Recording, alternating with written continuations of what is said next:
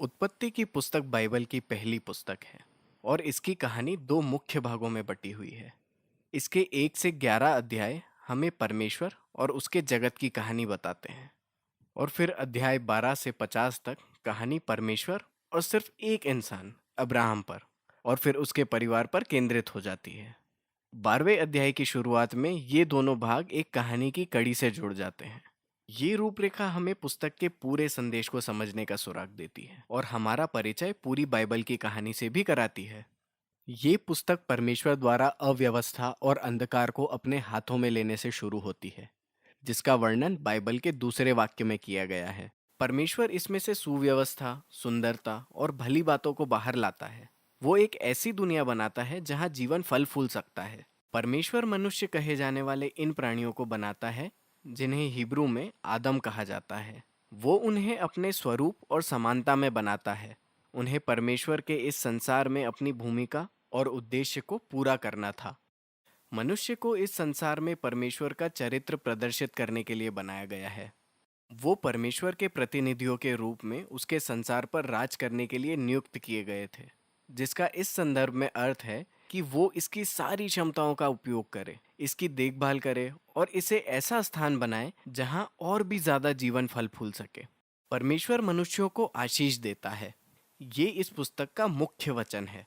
उसने उन्हें एक बगीचा दिया, एक ऐसी जगह जहां से वो इस नई दुनिया का निर्माण शुरू करे। मुख्य बात ये थी कि ये मनुष्य को ही चुनना था कि वो इस नए जगत का निर्माण कैसे करेगा। इसे भले और बुरे के ज्ञान के पेड़ के द्वारा दिखाया गया है। अब तक परमेश्वर ने उन्हें बताया था कि क्या अच्छा है और क्या अच्छा नहीं है, लेकिन अब परमेश्वर मनुष्यों को उनकी पहचान तथा चुनने की आज़ादी देता है। क्या वो परमेश्वर द्वारा बताए गए भले और बुरे पर भरोसा रखेंगे, या क्या वो अपनी आज़ादी को अपने हाथों में लेकर खुद भले और बुरे का निर्णय लेंगे? ये सच में एक बड़ा जोखिम था। परमेश्वर के विरुद्ध विद्रोह करना मौत को गले लगाना था, क्योंकि आप जीवन के दाता से दूर जा रहे हैं। ये जीवन के पेड़ के द्वारा दिखाया गया है। अध्याय 3 में एक रहस्यमय किरदार, एक सांप, कहानी में प्रवेश करता है।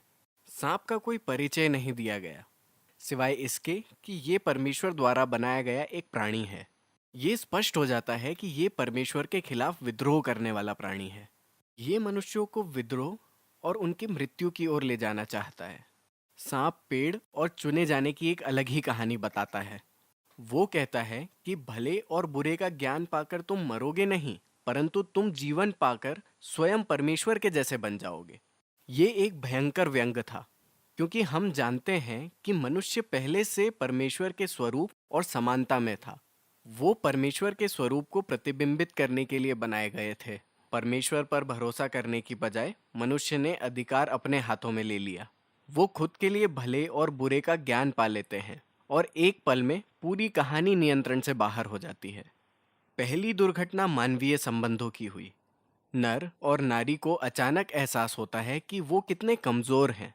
वो एक दूसरे पर भरोसा भी नहीं कर सकते। वो वस्त्र बनाते हैं और एक दूसरे से अपना शरीर छिपाते हैं।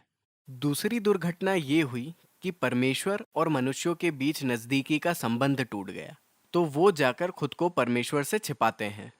जब परमेश्वर उनसे मिलते हैं तो वो एक दूसरे पर दोष लगाने लगे कि किसने पहले आज्ञा तोड़ी। अब यहीं पर ये कहानी खत्म हो जाती है। यहाँ ऐसी छोटी कविताएं हैं जिनमें परमेश्वर पहले सांप को और फिर मनुष्यों को उनके कार्य के दुखद परिणामों के बारे में बताता है। परमेश्वर पहले सांप से कहता है कि वो अपनी जीत के बावजूद पराजय और पृथ्वी की धूल चाटने के लिए ठहराया गया है। परमेश्वर वादा करता है कि एक दिन एक बीज या वंशज स्त्री से पैदा होगा जो सांप के सिर पर घातक हमला करेगा। ये बड़ी खबर की तरह लगती है, लेकिन इस विजय की कीमत अदा करनी पड़ेगी, क्योंकि जब सांप का सिर कुचला जाएगा तो वो भी उस वंशज की एड़ी को डसेगा। ये इस घायल विजेता का बहुत ही रहस्यमय वादा है। लेकिन कहानी के प्रवाह में अब तक आप देखते हैं कि ये एक परमेश्वर के अनुग्रह का कार्य है। मनुष्य सिर्फ विद्रोह करता है और परमेश्वर क्या करता है, वो उन्हें बचाने का वादा करता है। लेकिन ये मनुष्य के निर्णय के परिणामों को नहीं मिटाता। परमेश्वर बताता है कि उनके विद्रोह के कारण उनके जीवन का हर पहलू, घर पर और बाहर, दुख और दर्द से भरपूर होने जा रहा है। ये सब उसे मौत की तरफ ले जा रहे हैं। यहाँ से कहानी नीचे की ओर घूमकर बढ़ती है। अध्याय 3 से 11 तक विद्रोह की इस लहर को बढ़ता हुआ पाते हैं, जो हर स्तर पर मानवीय संबंधों को तोड़ती जाती है। यहाँ दो भाइयों की एक कहानी है, कैन और हाबिल। कैन अपने भाई से इतनी ईर्ष्या करता है कि वो उसकी हत्या करना चाहता है। परमेश्वर ने उसे चेतावनी दी कि वो ऐसी भावना न लाए, लेकिन वो ऐसा करता है। वो खेत में उसका खून कर देता है। कैन तब एक शहर बनाने जाता है जहाँ हिंसा और दमन का राज चलता है। ये सब लेमेक की कहानी में वर्णित है। वो बाइबल में पहला आदमी है जिसकी एक से अधिक पत्नियां हुई।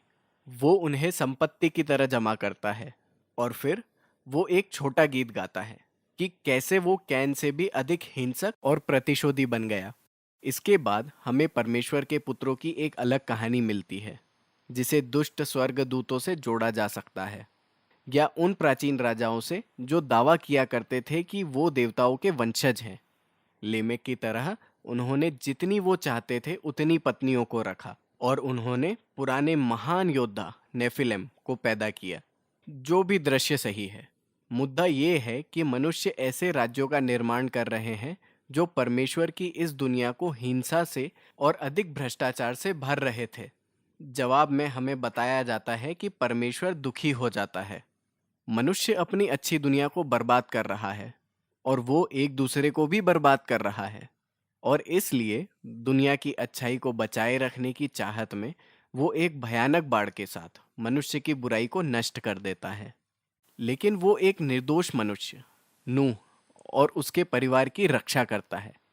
वो उसे एक नए आदम के रूप में स्थापित करता है।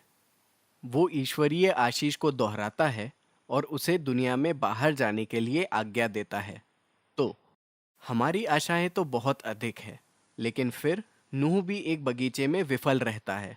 वो जाकर अंगूर की बारी लगाता है और नशे में चूर हो जाता है, और फिर उसके बेटों में से एक हाम तंबू में अपने पिता के साथ कुछ शर्मनाक करता है। यहाँ हमारे पास अपना नया आदम है, नग्न और शर्मिंदा, पहले आदम की तरह। पतन की ओर घुमाव फिर से शुरू होता है। ये सब बेबीलोन शहर की नींव का कारण बनते हैं। प्राचीन मेसोपोटामिया के लोग एक साथ आकर इस नई तकनीक से, जिसे वो ईंट कहते हैं, परिचित होते हैं। वो शहरों और बड़ी मीनारों को तेजी से बना सकते थे, जितना कोई पहले कभी नहीं कर सकता था। वो एक नई तरह की मीनार बनाना चाहते थे जो देवताओं तक पहुंच जाए और वो अपना बड़ा नाम भी कमा सके। ये मनुष्य के विद्रोह और घमंड की निशानी थी। ये बगीचे का विद्रोह था जो अब बढ़ चुका था। परमेश्वर ने उनके घमंड को कम किया और उन्हें तितर बितर कर दिया। ये कहानियां एक अलग समूह है, लेकिन आप देख सकते हैं कि वो सब एक ही मूल बात की तलाश कर रहे हैं। परमेश्वर मनुष्यों को अपनी दुनिया के साथ भला काम करने का मौका देता रहा और मनुष्य इससे भागता रहा। इन कहानियों का दावा है कि हम एक अच्छी दुनिया में रहते हैं, जिसे हमने बुरा बना दिया है। हम सभी ने भले और बुरे को अपने तरीके से परिभाषित करना चुना है। हम सभी टूटे रिश्तों की इस दुनिया में अपना योगदान दे रहे हैं, जो लड़ाई और हिंसा की तरफ हमें ले जा रहा है, जिसका अंत मृत्यु है। लेकिन एक आशा है।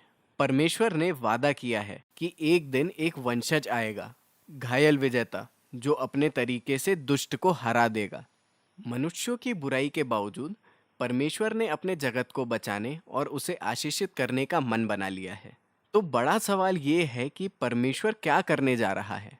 अगली कहानी, अगली कड़ी इसका उत्तर देती है। अभी के लिए उत्पत्ति 1 से 11 तक यही है।